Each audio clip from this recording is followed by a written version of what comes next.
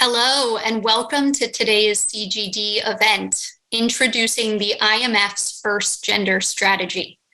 I'm Megan O'Donnell. I'm a policy fellow and assistant director for gender at CGD, and I am very excited to be hosting today's conversation. We're here to discuss a big milestone for the IMF, the recent approval of its first ever gender mainstreaming strategy. And today's event is its first public presentation, which we're honored to be hosting at CGD. The strategy reflects the fund's understanding of the macro-critical nature of gender equality, as well as macroeconomic policies' ability to either promote or hinder gender equality, which is very welcome for those of us who have focused on the intersection of gender equality and policy choices for many years. And now we're looking forward to tracking how this official understanding of the fund translates into concrete changes in the IMF's approach to its financing and its policy guidance. In just a moment, I'm going to pass the mic over to CGD's president, Masood Ahmed, to offer some reflections on the strategy and this important moment. Then Ratna Sahay, Senior Advisor on Gender in the Office of the Managing Director, will present the strategy's contents and explain why the fund has taken this step in prioritizing gender equality through its operations. After Ratna's presentation, we'll shift into a panel discussion. Each panelist will offer their reactions to the strategy and their recommendations to ensure its successful implementation.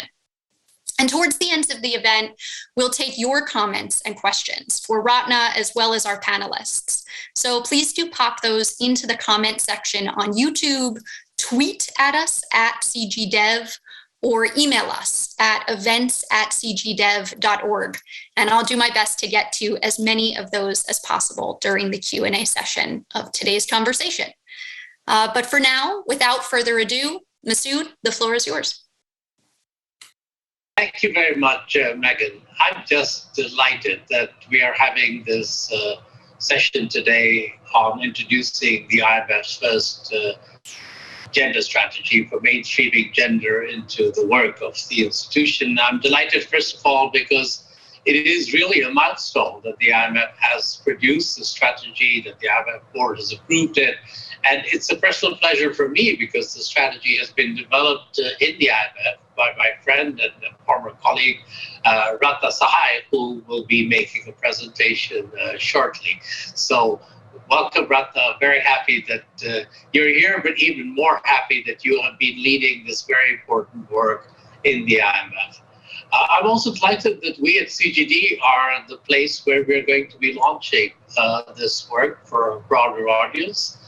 And particularly because I've always believed that one of the comparative advantages of CGD is to sit at that intersection between macroeconomics and issues that other development policy analysts have been looking at in gender and education, in health, and trying to find how they interact. And we will find that those interactions are actually much deeper and much more significant than perhaps either the macroeconomists or the people working on the other side of development have the micro issues have sometimes realized. So I'm very happy that we're able to do that. And I want to thank you, Megan, for being the lead on it.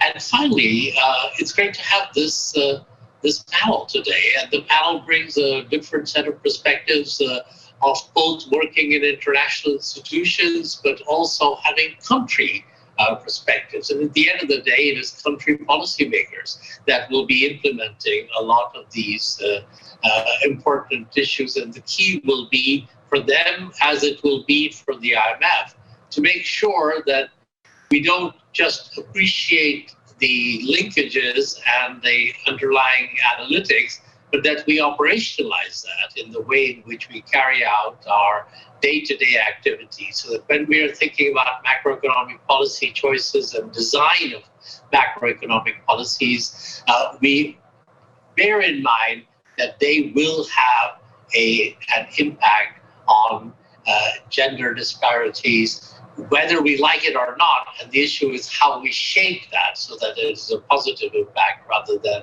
an often unintended negative one. So with that, let me turn it over back to you, Megan, and then have Ratna make her presentation. Look forward to a really stimulating and productive conversation. Thank you.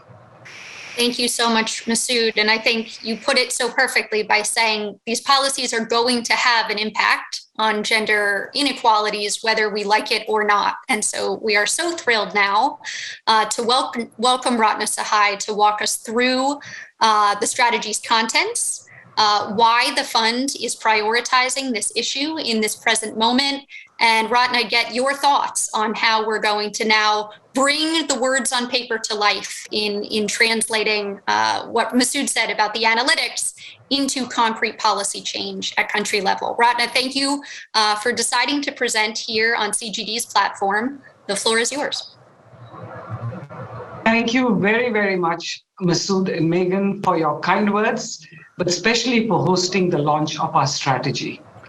I would also like to thank our board, our management, and my gender team, especially Stefania, Val, and Lisa, for this incredible journey together.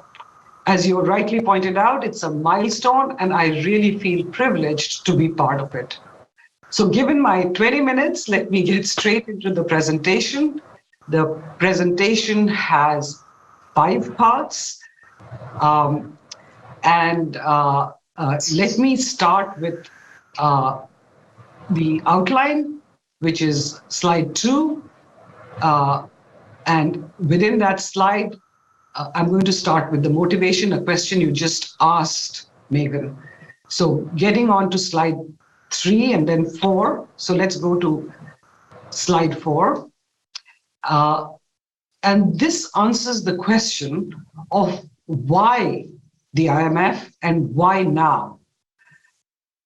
And the answer is actually quite straightforward. It's because gender gaps are large and they are macro critical. It's a concept which is very important for the IMF and which I will turn to later. On the why now, again, it's quite apparent to us that the ongoing pandemic and fallout of the war in Ukraine are causing distress across the world. Food and fuel prices have skyrocketed, and many low-income countries are facing food shortages and debt servicing problems. These developments, as well as, let's not forget, the longer-term trends like climate change, conflicts across the globe, are compounding the already large gender gaps. As you may know, the World Economic Forum's 2021 report estimates that it will now take more than 130 years at current policies to close gender gaps worldwide. And this is actually up from about 100 years before the pandemic. These are really staggering numbers. So let's get straight into our vision and strategy. So if you look at slide 6, we are going to be looking at what our vision is. And let me just say at the outset, it was important for us, but our goals, our vision is quite ambitious. So we at the IMF perform 3 main activities. First, macroeconomic and macro-financial surveillance of the world and member countries, which includes policy advice. Second, we lend to member countries when they request financial help. And third, we help members develop capacity in our areas of expertise to support both surveillance and lending activities. Our vision is to embed gender or to apply a gender lens in all our main activities. And a key component of our vision is very much, as Masood pointed out, to operationalize it, to be able to provide tailored and country-specific advice to each of our members. So let's look at slide 7 now and see what our strategy is. Our strategy has 4 main pillars.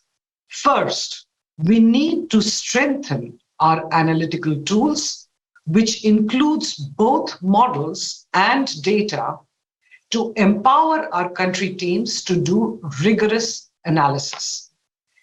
As you well know, no policy can be designed well without a good understanding of the problems and how policies affect outcomes.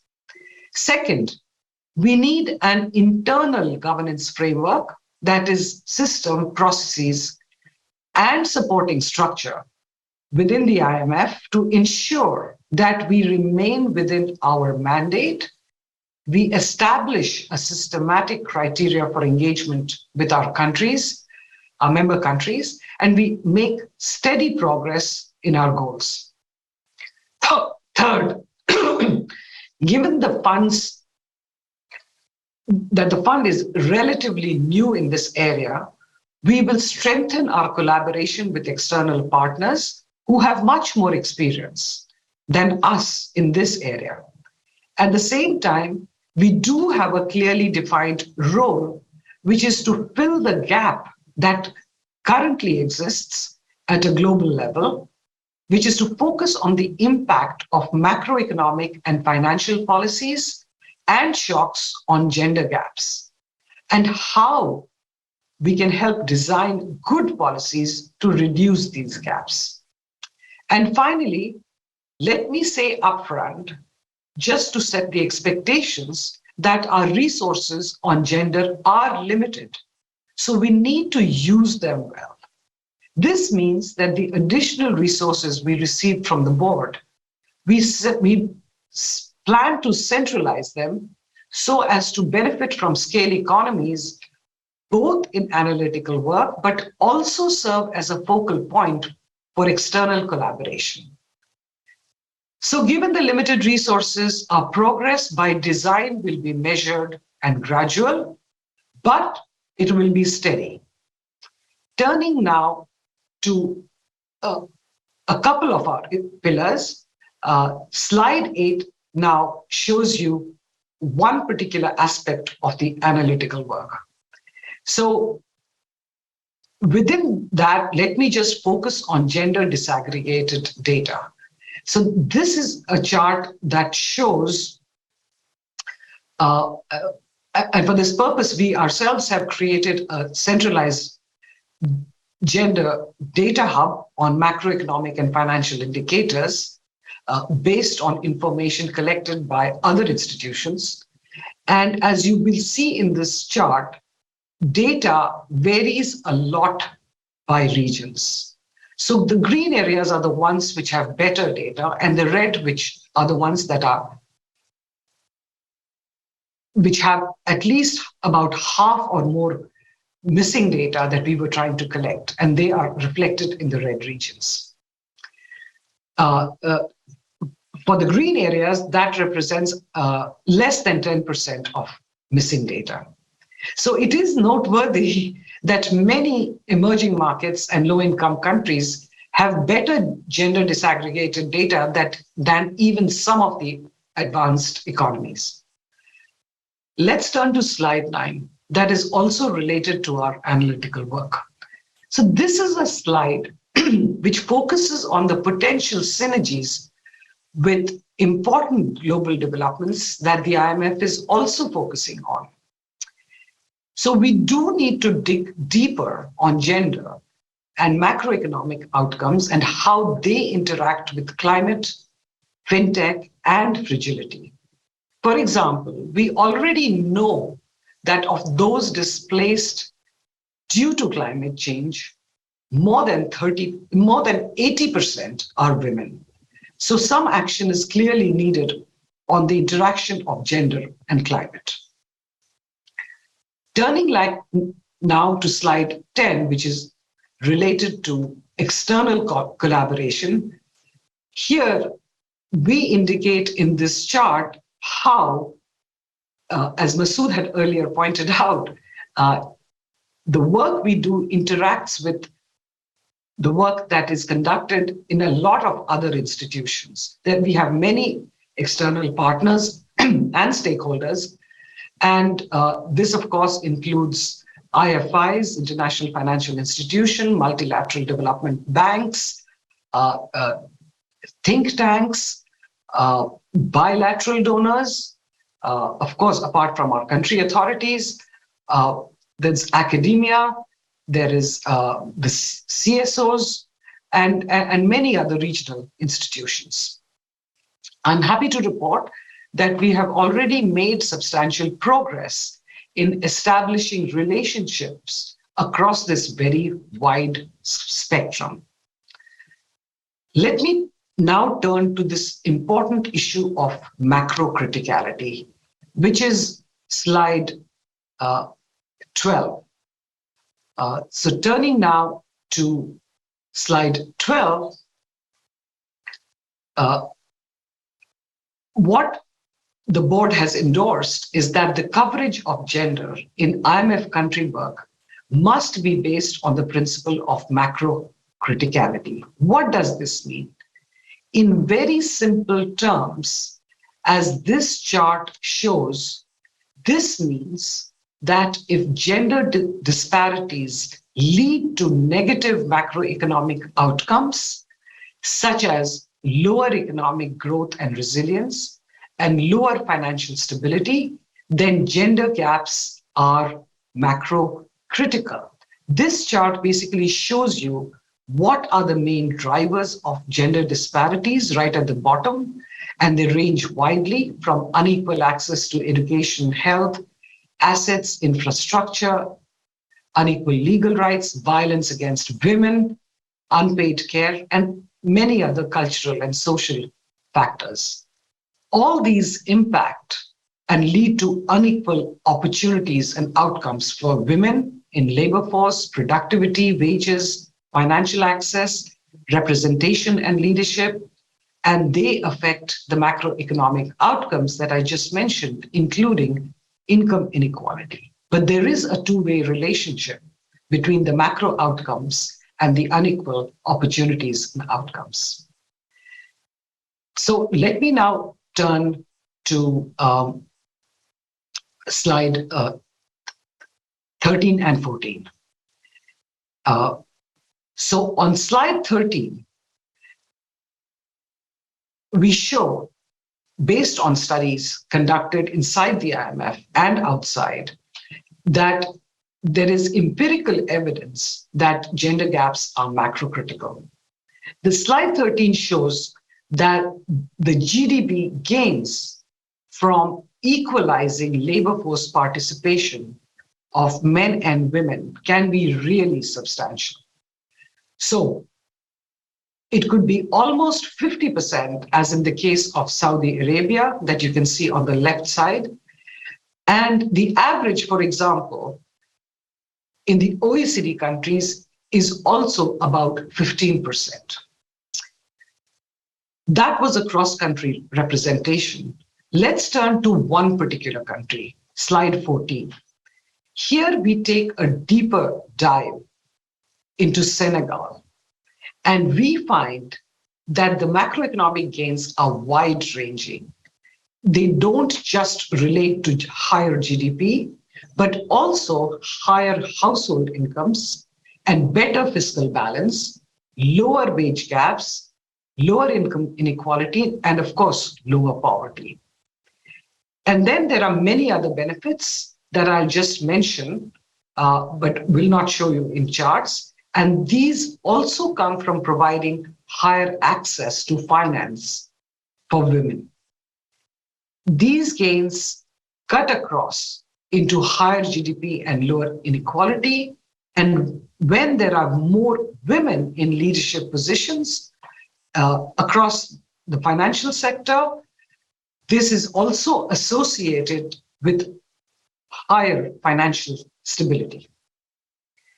So let's now turn to looking at, from our perspective, where do we see the large and many gender gaps that I had mentioned. So let's now turn to slide 15 and focus on how large the gender gaps are. So slide 16 shows that gender gaps are large across several dimensions. And these cut across long-standing structural factors like labor force participation, wage gaps. They also cut across female representation in leadership positions, whether in the financial sector or the non-financial corporate sector, or even in policy making. And then, of course, the red squares point to the additional disparities that have occurred following the COVID crisis. Turning to slide 17, this slide shows that the female labor force participation rates vary widely across regions and countries, but they're always lower than male participation. Slide 18 shows the large gaps that exist between men and women in accessing financial services. The left-hand chart has on the y-axis the access to financial services for men. On the horizontal axis, or the x-axis, it is the axis of women. The 45-degree line represents that if each of these dots, which represents countries, were on the 45-degree line, then access would be equal. But it's very clear from the chart, let's focus on the left-hand chart first, that access is much higher for men than for women because most of the dots are above the 45-degree line. That was related to traditional financial services like banks. Focusing on the right-hand panel, we also looked at access to which have been enhanced by technology. There again, what is interesting is that the gaps are narrowing across countries, but not so much across men and women. Turning now to the next slide, which is a very simple slide which shows female leaders in the banking system, and these are the share of women on bank boards.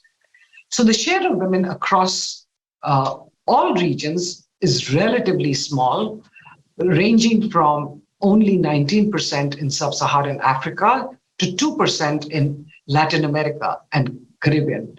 And it's interesting that it's much higher in sub-Saharan Africa than even in the advanced economies and emerging markets. And now slide 20, which is really a very important chart.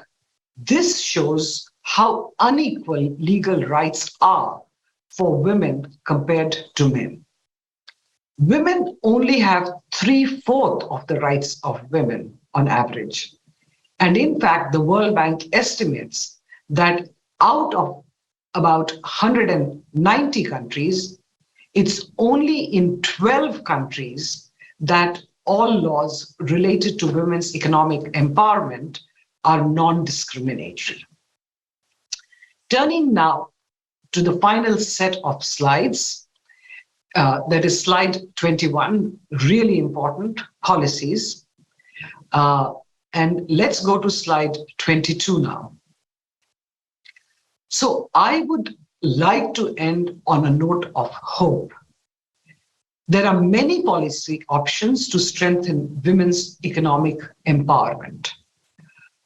They cover legal reforms, fiscal area, financial sector, and labor market policies. For example, gender budgeting in fiscal policy is really important. So within that, the provision of affordable and quality child and elderly care can go a long way in increasing female labor force participation. On a personal note, from someone like myself who comes from India, where social, cultural, and religious norms are very deeply embedded, the really good news is that there is increasing evidence that while these norms, of course, matter, policies and signal from the top matter much more for closing gender gaps. So there have been several initiatives in India, which I'm really pleased to talk about. So the current government has a slogan which is splashed in really big billboards across all over the country. And it says in our own language, Beti Bachao, Beti Padhao. What that literally means is save your daughters, educate your daughters. This is a very strong signal coming from the Prime Minister. He also mandated a very practical initiative to increase education of girls in villages. He said, let's just construct bathrooms that do not yet exist in many places, which are separate for girls. Without such bathrooms, the children often had to go to the fields, which they were reluctant to do. Now, there are special cells in police stations for women facing domestic violence or harassment. And I do have firsthand experience recently that I was helping a woman who was battered by her husband. And I was amazed to see how this special cell was able to provide her immediate help and continued support. So let me end on that positive note and hand it back to Megan. Thank you very much. Thank you so much, Ratna, and a great place to end, reflecting your understanding and the fund's broader understanding, not just of the existence of these policies and their intersections with gender equality, but now the will of the fund to be, through its policy dialogues, through its financing and other operations, pushing for policies that are really going to move the needle to reach and benefit women and girls and be able to narrow some of these very persistent gender gaps that you just spoke to. A reminder to our audience as we transition in a moment to the panel discussion portion of today's event, if you have questions for Ratna, please do drop those into the comment section on YouTube, tweet at us, or email us. We already have many rolling in, so get in line and we'll do our best to get to as many of those as possible. But for now, I'm going to introduce our esteemed panelists, who I'm so happy to have with us today. We have on our panel Philip Jennings, who is Executive Director of the IMF Executive Board, Riza Bakir, who is the former governor of the State Bank of Pakistan, and Malado Kaba, who is Director for Gender, Women, and Civil Society at the African Development Bank, and she's also a CGD non-resident fellow. So welcome to all three of you. Thank you so much for joining this important conversation. Philip, I'd like to start with you. You were in the board meeting on July 22nd, where the IMF gender strategy was presented and approved. So can you start off our conversation by sharing your impressions of the strategy and what do you think is going to be key for its implementation?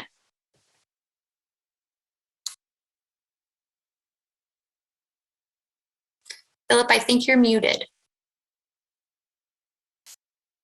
I apologize, I was on mute. So thank you, Megan and the Center for Global Development for the invitation and opportunity to participate in this panel today. And also thank you, Ratna, for so clearly presenting the IMF gender strategy just now. I have a few points I wanted to make, and I will touch on the questions you did raise, Megan. But I guess the first point I want to make is one that should not need saying, but given that gender gaps, we continue to see them, and ones that have widened since the COVID pandemic, it is important to emphasize and reiterate that advancing gender equality is the right thing to do intrinsically for women and girls and for society more broadly. What has also always been true and is increasingly being recognized and acted on is that closing gender gaps can mean substantial benefits for the economy, for economies, and supporting stronger, more sustainable, resilient, and inclusive growth. The fact that gender gaps are highly relevant to macroeconomic outcomes means it falls squarely within the mandate of the fund. While the fund is taking significant steps in the past to advance gender equality, Ratna and her team have done an excellent job of developing the fund strategy and how to mainstream gender into the IMF Board activities. This work was supported by the management, strongly supported by the management, and agreed to by the fund's executive board, as a gender strategy offers an effective way to focus efforts and leverage knowledge and partnerships to achieve more immediate and sustained outcomes. It is also timely to be moving ahead with the strategy as the world is experiencing an unprecedented number of shocks: the COVID pandemic, the Russia's invasion of Ukraine, and the impacts of climate change, to name a few. These shocks not only have an immediate and significant impact on the economy, but have also a lagging impact on growth, in part because they exacerbate pre-existing gender gaps. Building economic and social resilience to existing and future shocks is therefore critical, and closing the gender gaps is a proven foundation for resilience, with women's economic and financial empowerment a needed ingredient in reviving economic growth at this juncture. If you allow me to briefly turn for a moment to the constituency I have the privilege to represent at the IMF's Executive Board, I can say unequivocally that gender equality matters and is a priority for all the countries I represent.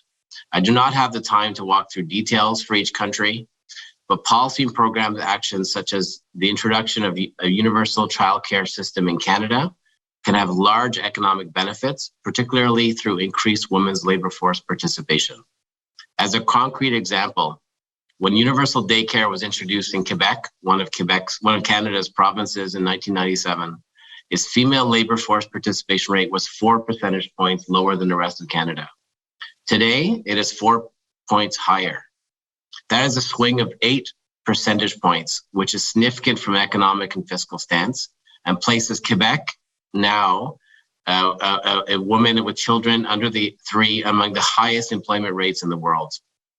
Now, universal childcare is on track to be implemented across the country, with the federal government and all provincial ones on side and in recognition of the benefits of such a policy to economic growth, among other positives.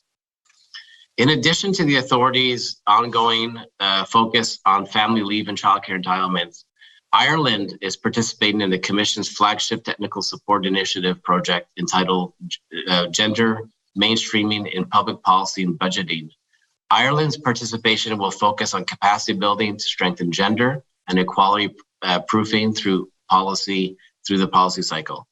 In the Caribbean, all countries have signed on to the Convention on the Elimination of the Forms of Discrimination Against Women. Significant progress has been made in educational attainment, and there have been rapid growth in labor force participation.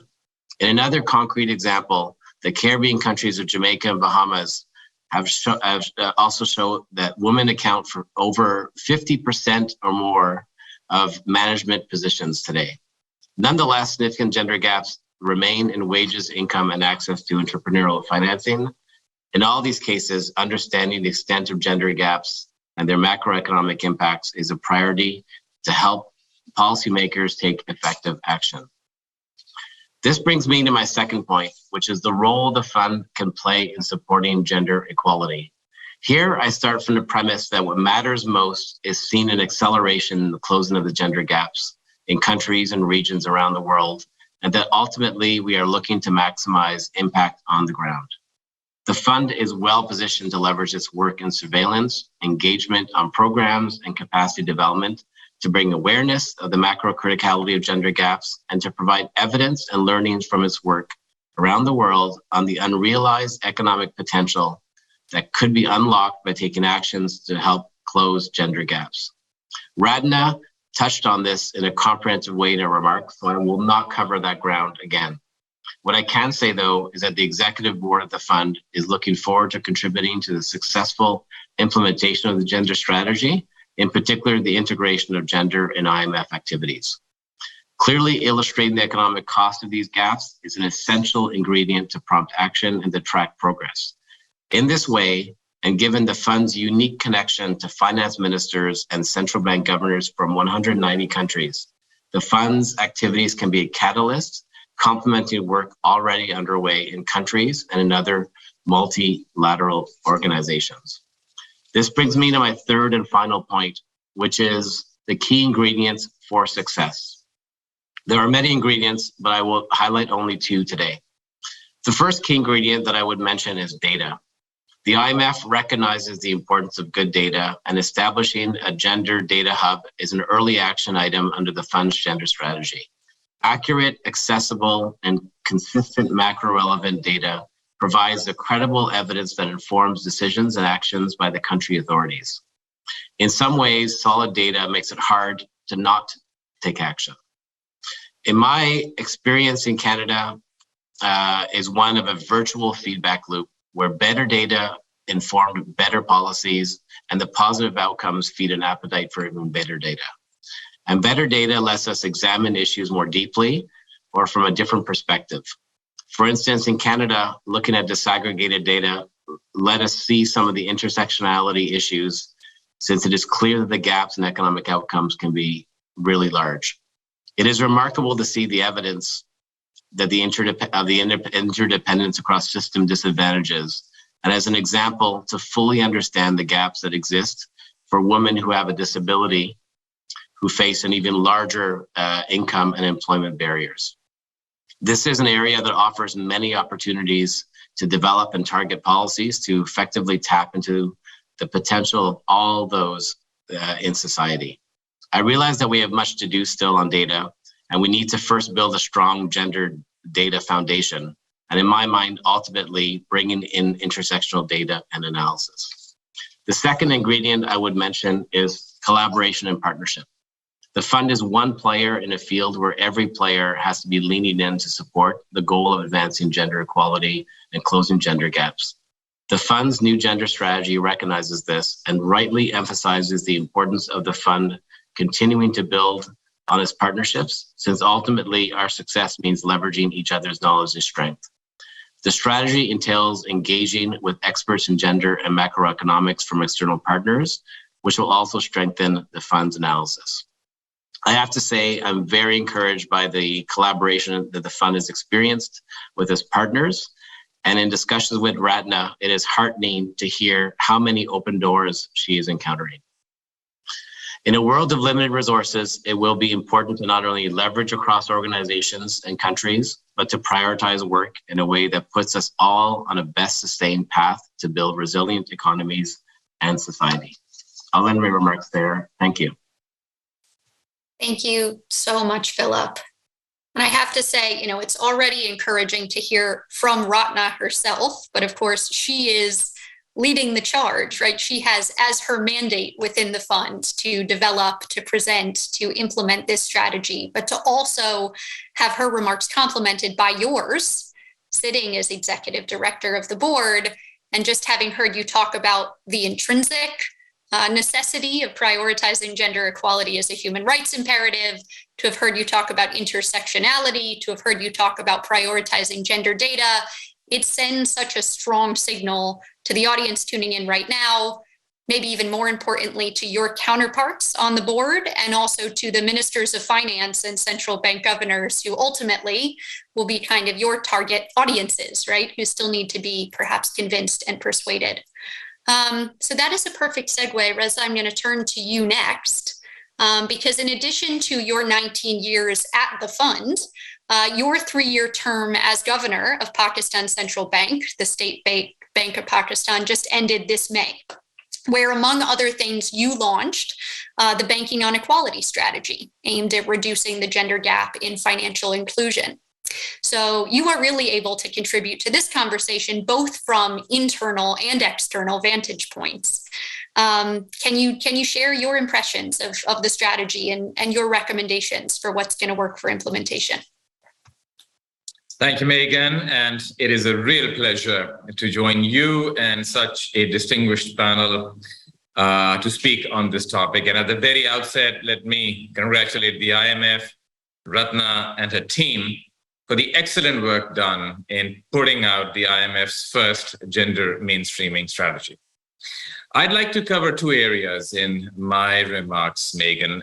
And the first is I'd like to speak a little bit about the approach that we took in Pakistan during my time to address this gender mainstreaming issue. And building from that specific example, I want to comment, and I have a few suggestions on how the fund moves into the implementation phase of the gender mainstreaming strategy. As Megan, you and Masood said in your blog, the test of this IMF gender mainstreaming strategy will really come when we see how well it is implemented and the challenges that arise. And it is in that context that I would have a few points that I think would be useful to think about. Let me first begin with banking on equality, Megan, that you mentioned. In September of 2021, the State Bank of Pakistan introduced the central bank's strategy for mainstreaming gender in our financial sector. And this strategy was introduced through a circular for our regulated institutions, commercial banks, as well as microfinance banks.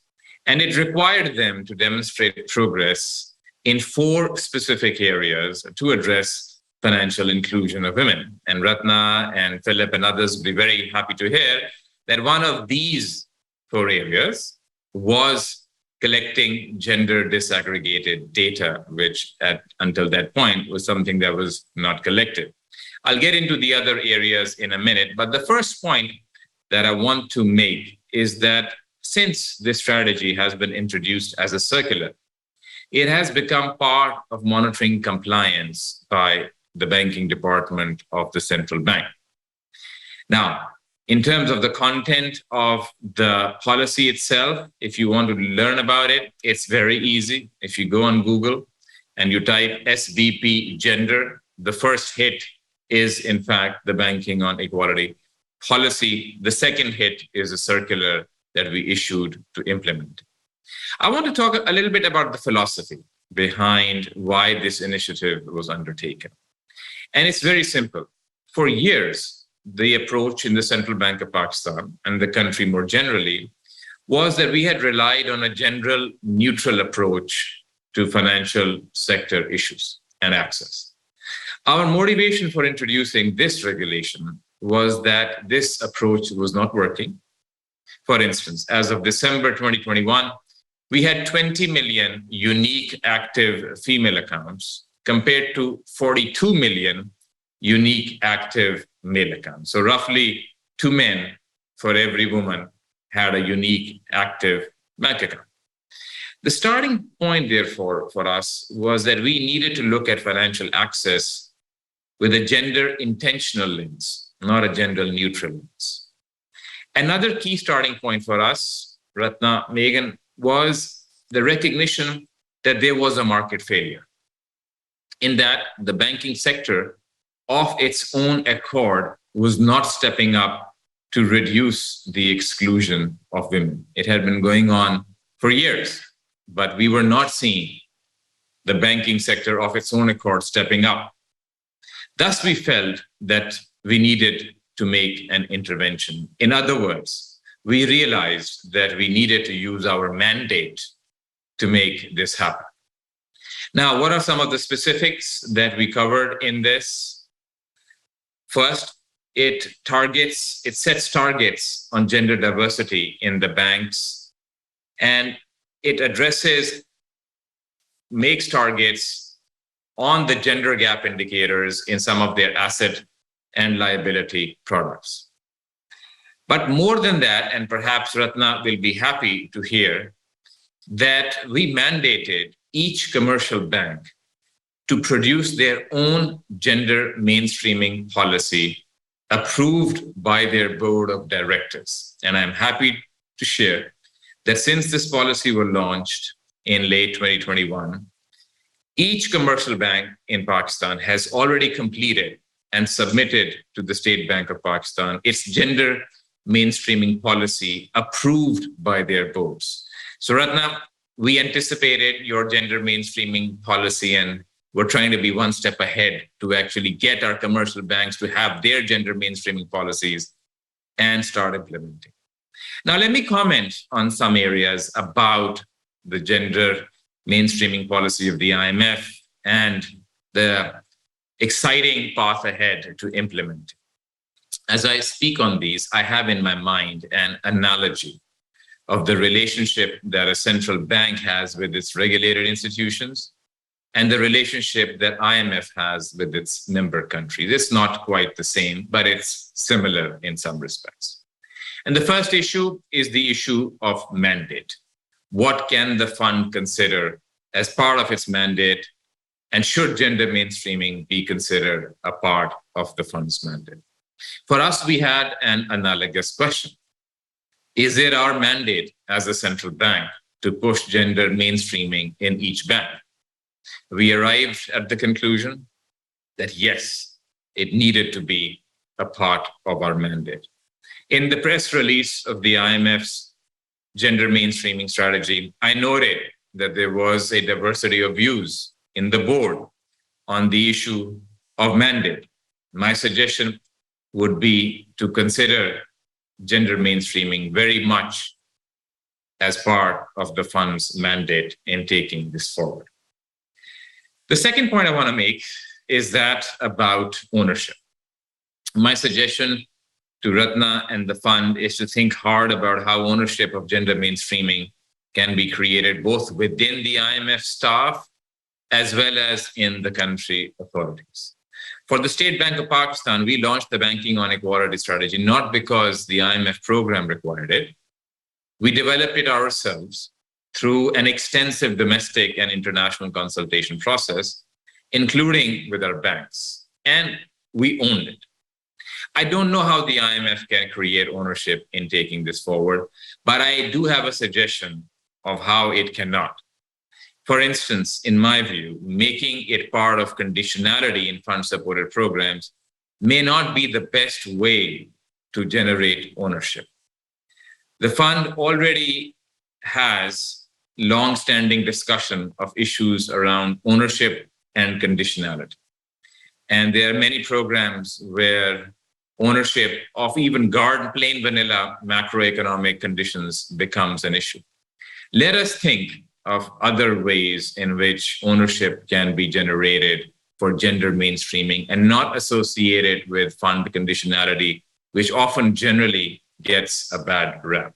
For instance, is there some way that the leadership of the IMF can recognize through an award or some other mechanism finance ministers or central bank governors that have made the most progress in some specific areas of gender mainstreaming, or through some other mechanisms, domestic as well as international, to incentivize progress?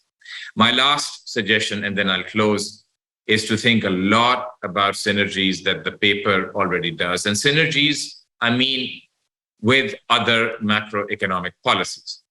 The paper, and particularly the background paper that got released, has a wonderful section 4 on policies to pursue women's economic empowerment that has examples of where a lot of policies have intersection with gender mainstream. One such area is digital financial services. For instance, in Pakistan, most banks do collateral-based lending. We know that one issue in women's empowerment is legal challenges. And legal challenges mean that women may often not have the same collateral that men may.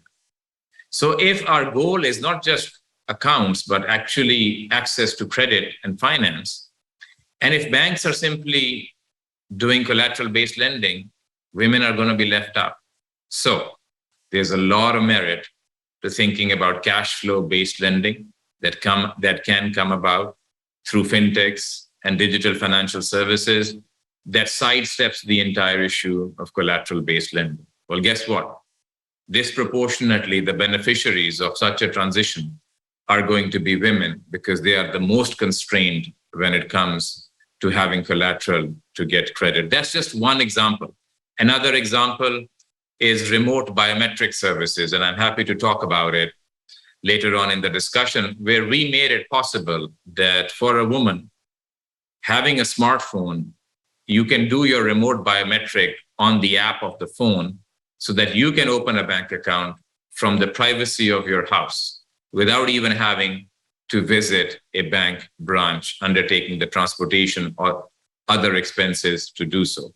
So my third suggestion is about synergies, that there are lots of areas for synergies with other policies that are going to disproportionately help with gender mainstreaming, and targeting those is a very smart way, in my view, to see the good implementation. So in summary, my three suggestions have to do with mandate. I think discussions and thinking will evolve.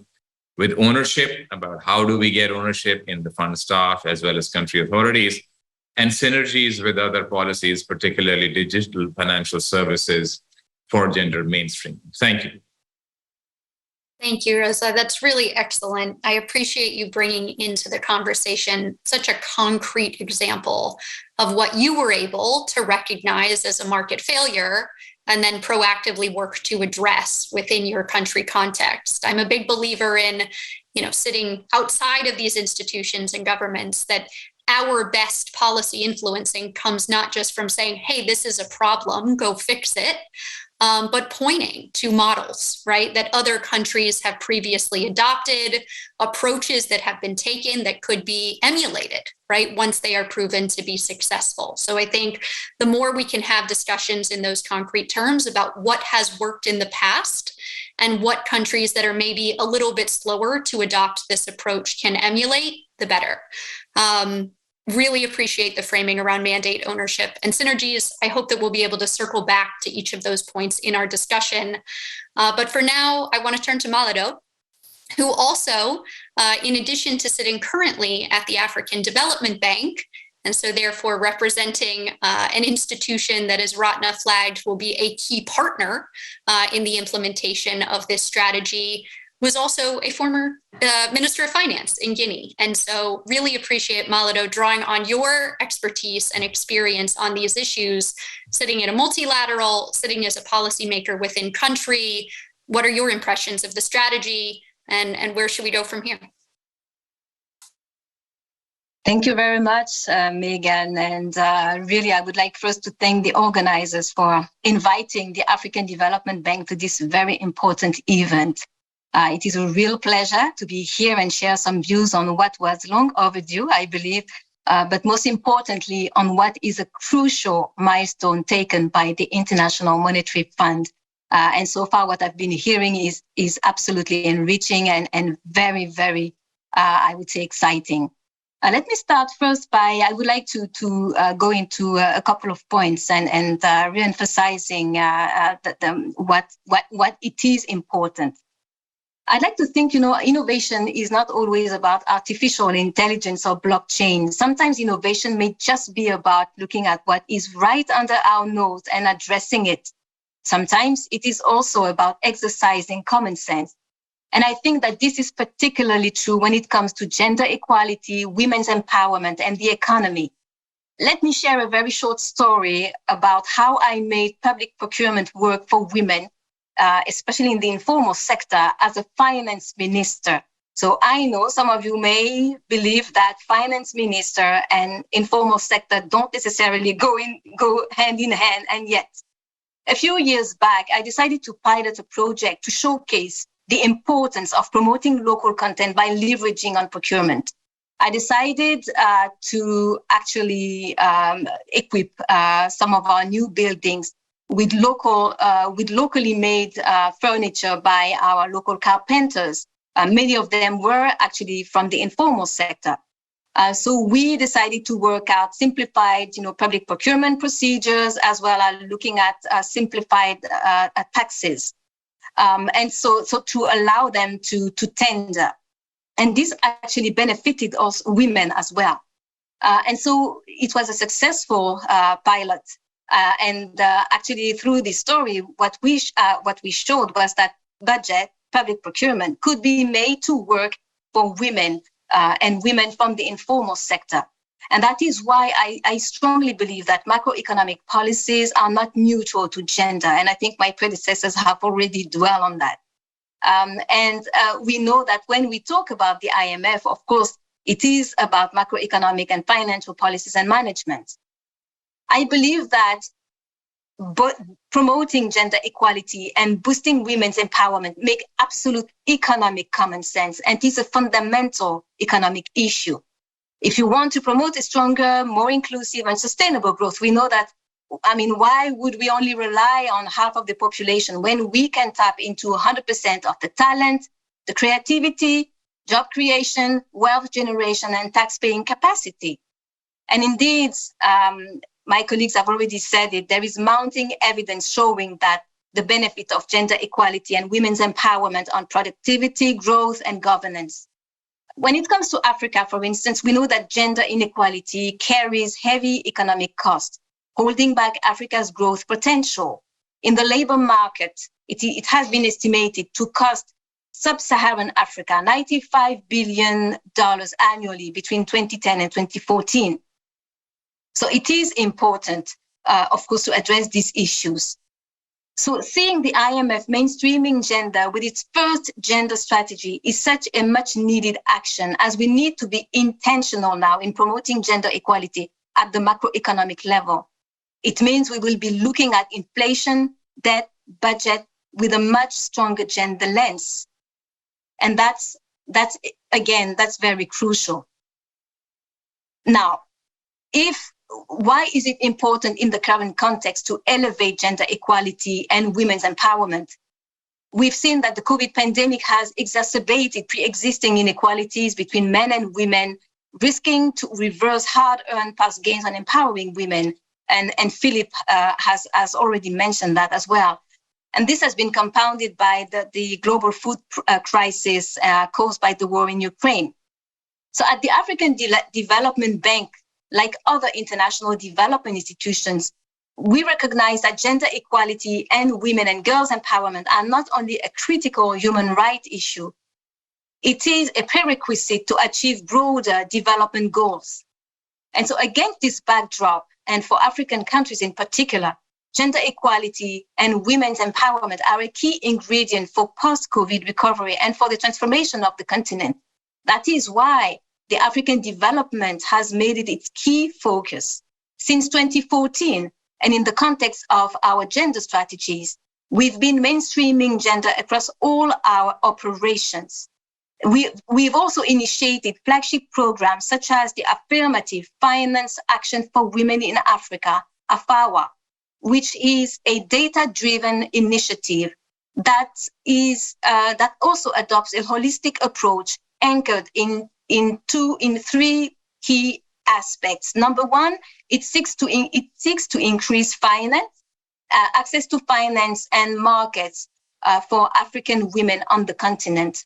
Number two, it provides technical assistance to both financial institutions and women entrepreneurs. And number three, it also aims to improve the enabling environment by influencing policy dialogue on digital finance, question of collateral, Riza has touched upon that, business climate. So with this, when we see this program, we see that we are touching upon issues dealt with macroeconomic policy dialogues. So the question we should ask ourselves is, why could it mean for the IMF to mainstream gender in its work? I think it means three things. The first one is that we know that mainstreaming gender in macroeconomics means that we will be particularly have dialogues with ministers of finance, budget, economic planning, central bankers, and they need to understand the macroeconomic implication of gender equality and women's empowerment, especially when it comes to our continent, Africa. It also means leveraging the strategic position of these actors which allows them to have that 360-degree view of issues from both a financial and sectoral perspective. Gender inequality and women's empowerment involve dealing with a vast array of problems. It is about health, education, justice, agriculture, regional integration, investment, banking system, to name a few. It also means relying on these actors' ability to connect the dots more easily, maybe, than other members in government. And taken from my own experience, again, I believe that these actors can positively influence gender equality because they also have a de facto important coordinating role. So getting gender mainstream in macroeconomic and financial policies provides us with the unique opportunity to shape gender-related policies and actions more efficiently, and we need to seize it. And that's why I believe that the IMF is one of the key players that can definitely bring and support that perspective, together with partners like the African Development Bank, who has been mainstreaming gender in its strategies, policy dialogues, and projects. So going forward and to also provide some, I would say, guidance on what a successful strategy would look like, I think it should be, to be successful, this strategy should be underpinned by working together, by leveraging our comparative advantage in order to be strategic and complementary. It means also increasing the availability of sex disaggregated data through knowledge generation partnerships, like the one we enjoy at the bank with the United Nations Economic Commission for Africa, and whereby we are able to release editions of the Africa Gender Index. It is also about building a robust tracking system to evaluate progress and make possible readjustment. But last but not least, I think it also means being counterintuitive. Women are largely represented in the informal sector, yet we don't really address its transformation. It remains the big elephant in the room. I leave you with these thoughts as well, and I look forward to the questions. Thank you for your attention, and over to you, Megan. Fantastic. Thank you so much, Malado. I really appreciate you speaking both to the African Development Bank's role in partnering with the fund going forward on this journey, but also your previous experiences. Hearing about what you had done regarding public procurement is encouraging because it's such an untapped market opportunity for women. In my own country, in the United States, I remember hearing that it took 20 years for the US to reach a 5% target of sourcing from women-owned firms, which is hugely depressing, and I think speaks to how much, right, we need to prioritize this often underlooked issue. So great to see that Guinea was thinking in those terms, and hopefully going forward, many more countries will be. We're going to turn to the many questions that have been trickling in from our audience, and I'm going to group them because they tend to fall into a few core buckets. The first is really around the why, before we're able to transition fully into what needs to be done and how it should be done. We all know that each of you represented on today's panel are champions and already convinced, and you've already spoken to the ways you recognize gender equality as a critical issue with regard to how it intersects with macroeconomic policy. But there are others, ministers of finance, central bank governors, IMF board members, perhaps, and even IMF leaders and staff who are not yet convinced and will say, look, we have so much else to deal with right now, whether COVID, whether a food crisis, whether the conflict in Ukraine, impending climate change risks, and what have you. So what do you say to them? Perhaps, Reza and Malado, we can turn to both of you to get the in-country perspectives, and then we'll turn to Philip and Ratna to speak to the IMF board and staff. Sure, Megan, thank you. Let me just preface my comments about this why by actually saying that I think we should not spend too much time talking about the why. We don't need to fish for evidence to convince ourselves that this is the right thing to do. let us start with the premise that it is the right thing to do. For instance, I was a central banker. How can a central bank be a central bank for just half the country? So, let us instead of focusing our energies on the why, focus a bit more on the successful ways of how. Because the successful ways of how is where there is a challenge. There is no one size fits all. Each country has its peculiarities. Our banking on equality strategy is very specific to the types of issues that we have in Pakistan, and it uses resources that are very specific to Pakistan. Let me make one more comment on this issue of the why.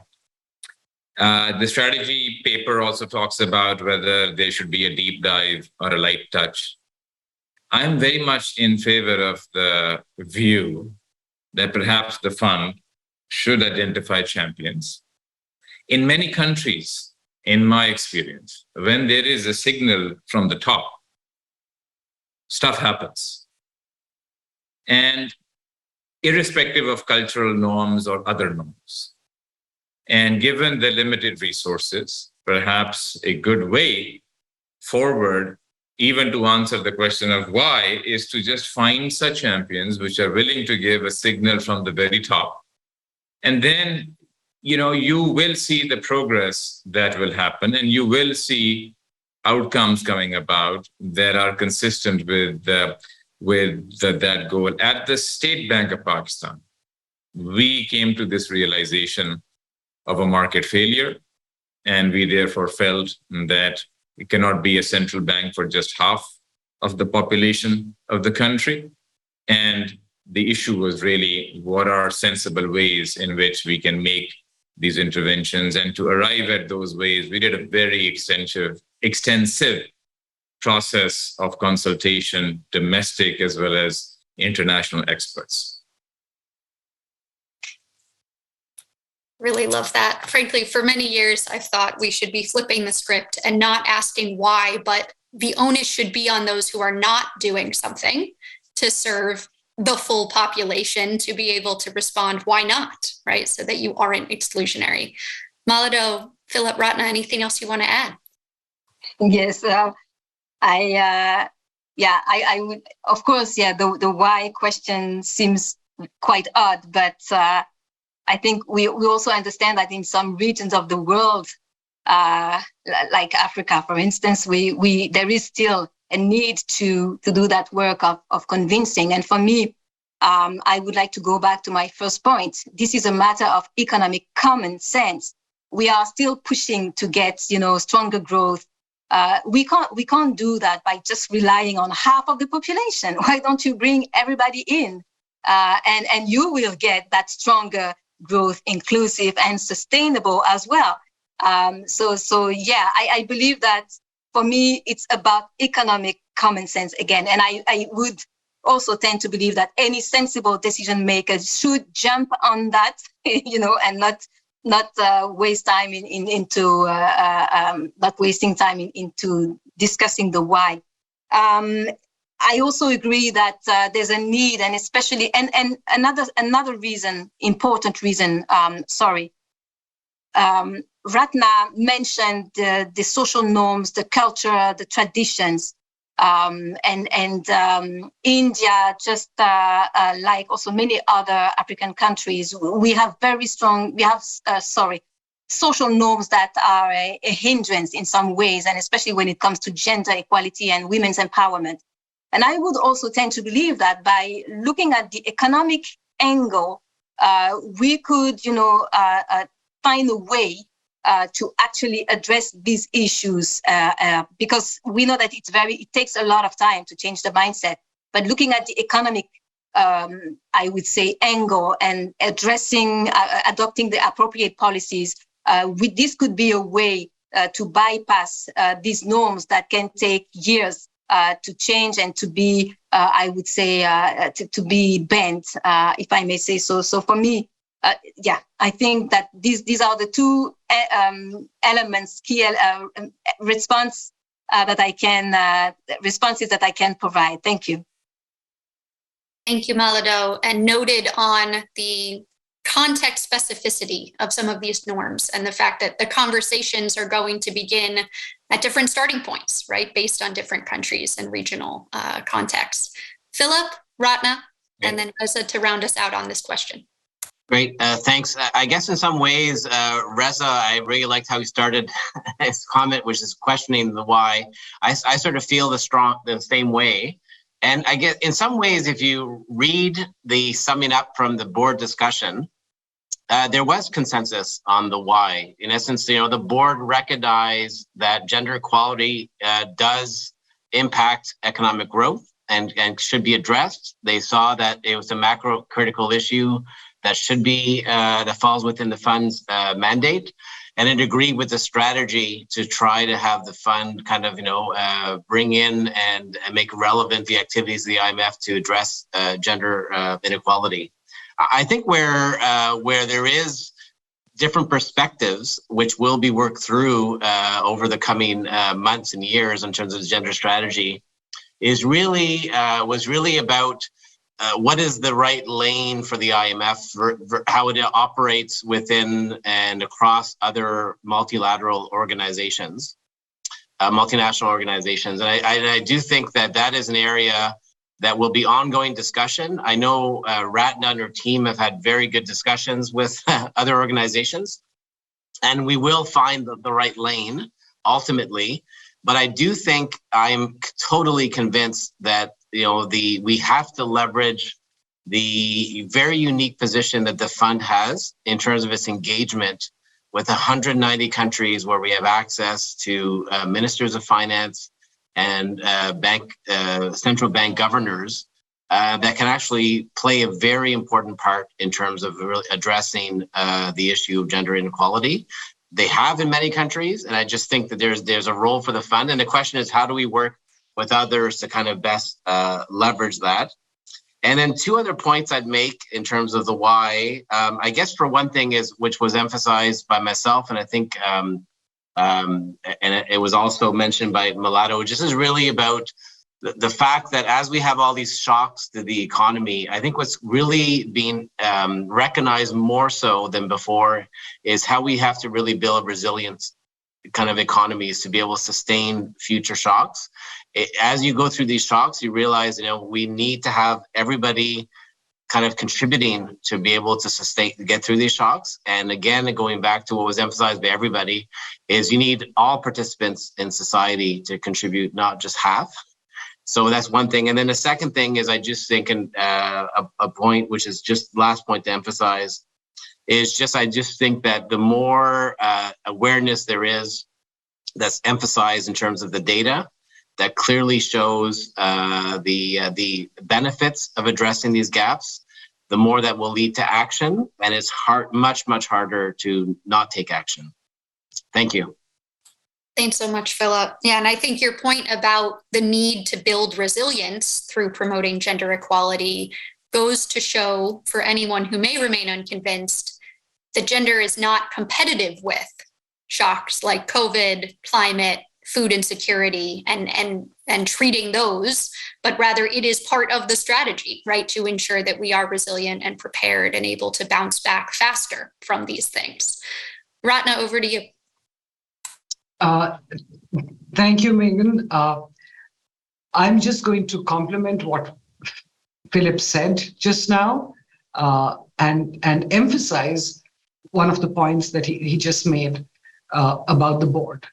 So really, there was consensus based on evidence that reducing gender gaps has a significant positive impact on growth, employment, and productivity. Okay. And for us macroeconomists, at this juncture, when we are facing many problems around the world, including high inflation, threat of recession, the fallout of the pandemic, the Ukraine war, it really is a win-win. So let me tell you in two ways how it's a win-win. You see, if indeed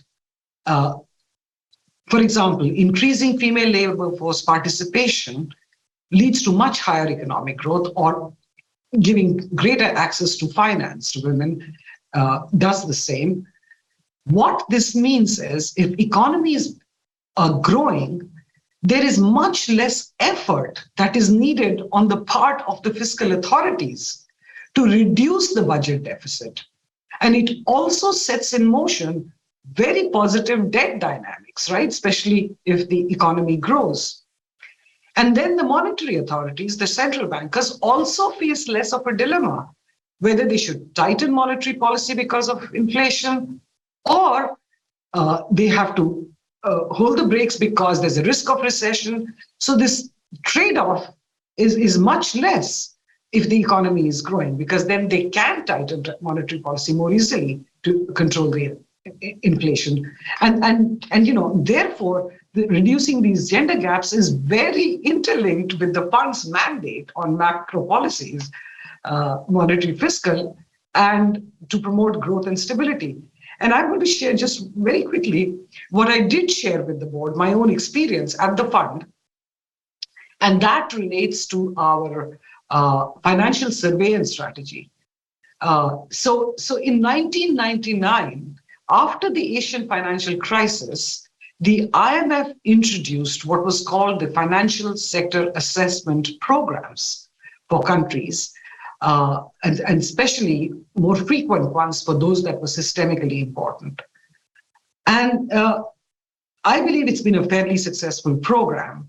But what we noticed is that it was taking a very long time to integrate the financial sector in our country's surveillance work, in the regional departments, for example, because it was not viewed as part of our core work.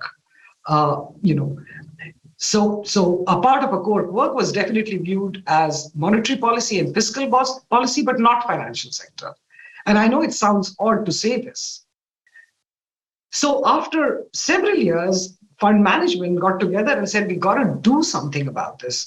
And then the fund introduced its first board paper on financial surveillance strategy in 2012, 10 years ago. And coincidentally, I had led that paper also.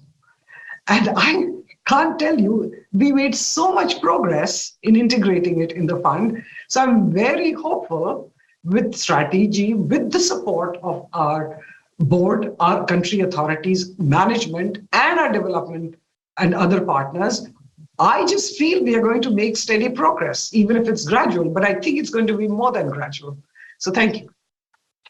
Thank you, Ratna. And great to not only have examples to model from country policymakers who are promoting gender equality already, but also these examples from within the fund to say, look, how did other issue areas get tackled and prioritized, and how can we emulate, things from those processes as well?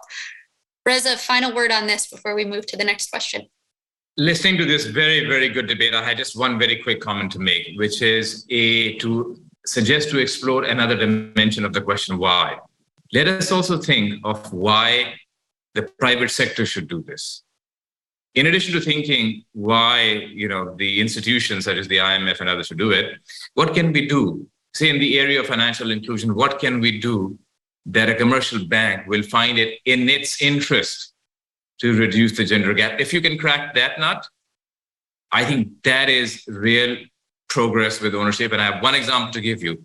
In the Banking on Equality strategy, in one of our consultation sessions, we had a woman who heads a very large bank in Indonesia called OCBC NISP Bank. Her name, if I remember, was Ms. Parwati Suradaya. In this session, we had the presidents of commercial banks of Pakistan so that they could learn how this bank in Indonesia was able to make so much progress on reducing gender gap indicators, both on the asset and the liability side. She made an excellent point, which I still remember. She told the Pakistani banker CEOs that she discovered that her women-centric products made more money for the bank because she discovered that in Indonesia, women through their social networks were great at marketing and talking about a successful product that they found compared to the men. And this was a complete eye-opener for the banks in Pakistan. So it reminded me, this discussion reminded me that when we talk about why, we should also think about why it can actually make business sense for a bank in the area of financial inclusion to address these issues. And it's a non-empty intersection. There are examples out there. Let's go and look for them. It's a great point, this untapped market argument. Malado, I just saw your hand if you want to come in. Yes, because what Reza is saying is really like music to our ears here at the African Development Bank. I mentioned the Affirmative Finance Action for Women in Africa, the AFAWA program that the bank runs. And it looks exactly into those issues of explaining. So we do work a lot with commercial banks across the continent. We've set up a mechanism which has two tracks, one with a guarantee for growth and another one looking at, providing lines of credits in the banks. And the idea here is really to explain to the banks that there is a business to be done here, by having an increasing number of female customers. And we've been already starting to tour also the continent with what we have called our financial series to explain, to bankers in the continents we visit, the merits of looking at the female customer base. And we are getting a lot of, I would say now, a lot of excitement around this, but we still have to work with also the regulators in this respect, and that is where we continue to link that up to the work that the International Monetary Fund has, and also the mandate it has to look at the financial sector. So I believe that we will continue, but I think we can continue. But I think let's move from the why to the how, because that's what really matters now. Thank you.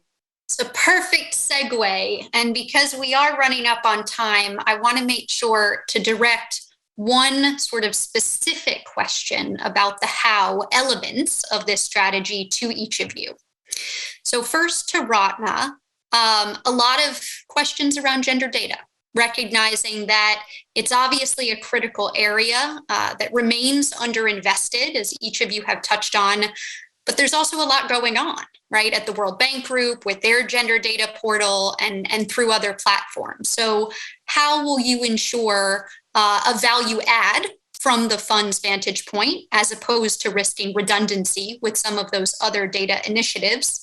I'm going to pose the questions all at once so each of you can reflect, and then we'll go down the line. These will be your final remarks. To Philip, would love to ask you about resources. I think that Ratna and team have been very strategic, managing expectations, saying, look, this is what we have right now in terms of staff, in terms of funds to use to promote this agenda. But I think all of us sitting on the outside recognize that more resources will have to be raised in order to really reach the ambitious vision that has been set forth. The World Bank uses a trust fund approach to ensure that gender equality is prioritized. Is that something that might work for the fund, or would you recommend other approaches? And then for Malado and Reza, as the final word, Reza, I want to go back to your points about ownership. So hear you loud and clear on conditionalities being fraught. Maybe that is not the best way for the fund to exercise leverage with regard to this issue. But what else could be done to promote in-country ownership? How, for example, could the fund be partnering with gender experts and women's rights organizations in-country to make sure that those who already have expertise and have been working on these issues for so long have their voices heard and have their agendas elevated through the fund and partnership with it? So very quickly, 1 to 2 minutes max from each of you. Ratna, then Philip, Malado, and Reza. Thank you, Megan. Indeed, data is really the starting point for good policy making, as I mentioned. So the fund on its own is already contributing by what we call the financial access survey data that we had initiated a while ago, but more recently we introduced gender disaggregated data, which relates to financial access for men and women separately. We are now actually expanding that and getting into the technology side and collecting those kind of data. What is unique about the financial access survey data is, of course, it's sent out to all our member countries. That's 190 countries. And we've made tremendous progress in getting more and more countries contribute to this. So now we have about more than 70 countries who do that. This has been really useful because we do it on an annual basis. So it's done every year. So that's our own contribution. Now, more recently, because of the gender strategies launch, our statistics department has been absolutely fabulous in curating data from other sources, and just complementing the financial access survey data in one place for our teams to work on. And we hope to actually, once it's tested and tried and made consistent, share it with the country authorities, with the world. That's something we plan to do going forward. There are also private sector, for example, the Gates Foundation is so focused on data. They have so much money, We also have, bilateral donors, one of which is here, Philip is representing. Canada puts money on the table on gender-related issues. There are other countries who do that. And these can be used for helping build capacity in our member countries. That's really, really important. And very simply, and this is my last point, when we talk about engaging our member countries, and if we haven't done that in many of the countries, I think our country teams can just take the very first step of just raising the issue with the authorities, asking for data, maybe, there is nothing that is mandated in the fund. You don't have to. But, having a dialogue around that makes a huge difference. I mean, a really interesting example of a country, I won't mention the name, but when this team asked the finance ministry, can you share some of the gender disaggregated data? They said, we don't have it. Then they went to the Ministry of Child and Women, and they had all the data. So the ministries were not even talking to each other. So they managed to get the data from a different labor ministry, gender ministry. So what I'm trying to say is a lot of data exists out there. It does. And we need to find a really efficient way of getting it all together. So let me stop there. Thank you. Thank you, Ratna.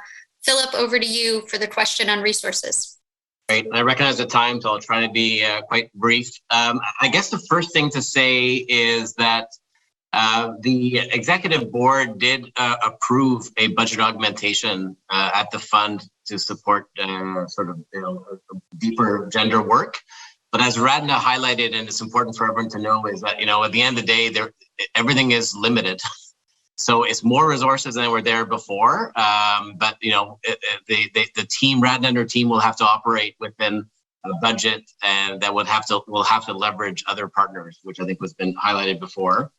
But having said that, I think a couple of things on the ability to raise other resources for this. I guess the first is at the basis of the gender strategy, this is really about trying to integrate the IMF work, integrate the gender lens in the IMF work. So it is about really trying to make a bigger impact where the fund already invests money. So at the end of the day, as we do surveillance and lending and CD, it's about trying to bring in the gender lens, which, if done properly, will hopefully lead to bigger impacts from the work that the IMF does. The other thing I'd say, which is important as well, is that there are always opportunities for countries bilaterally and also perhaps as groups to contribute and to direct certain funding for certain initiatives. And I can think of the one that's the most obvious to me, which is really capacity development. And I do think for countries that do see the importance, for instance, of data and trying to overcome the data gaps in particular countries is that contributions can be made for countries to donate and to contribute to the IMF in terms of capacity development, to help address and to apply a better gender lens to build capacity in other countries. And that is an avenue that I know some countries have pursued before. And I know there are ongoing discussions between some countries and the IMF in terms of doing that, in terms of the gender lens for capacity development. So thank you. Thank you, Philip. Reza and then Malado on this question of country ownership. So, look, this is a real issue and requires deep thinking. I have one suggestion to make, which is that if we take a step back and we think about, fund-supported programs, where do they help? They, of course, give financing. But to me, a key area where they help is they give coordination across different government departments. Often, governments may not have their own coordination. And when the fund comes with a matrix of measures that have to be done, it essentially gets the coordination done across different areas. I found in my experience when we were promoting women's access to finance, some of the decisions required coordination across government agencies. For instance, the tax authority, which will always be reluctant to go along with any suggestion of the central bank for incentivizing banks to more actively promote women's financial products. Another agency could be the telecom authority, where, for instance, the central bank wants to do this remote biometric, and maybe there are some questions that have to be addressed over there. My point is that perhaps the fund can first identify champions countries that are of their own accord, say the Ministry of Finance or the central bank, some institution is trying to do something that the fund thinks is good.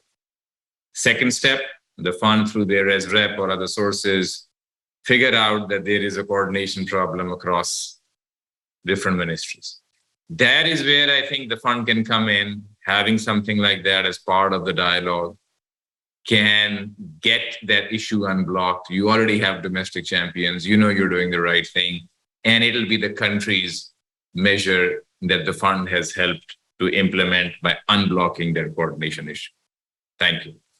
Thank you. And Malado for the final word. Okay, thank you. Final word. On ownership as well, or just to, yes, thank you.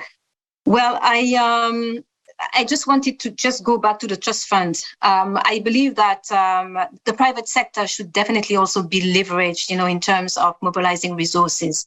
Not only foundations, but also, just big companies. Maybe in the tech world, I think that they have a lot of resources, and I believe that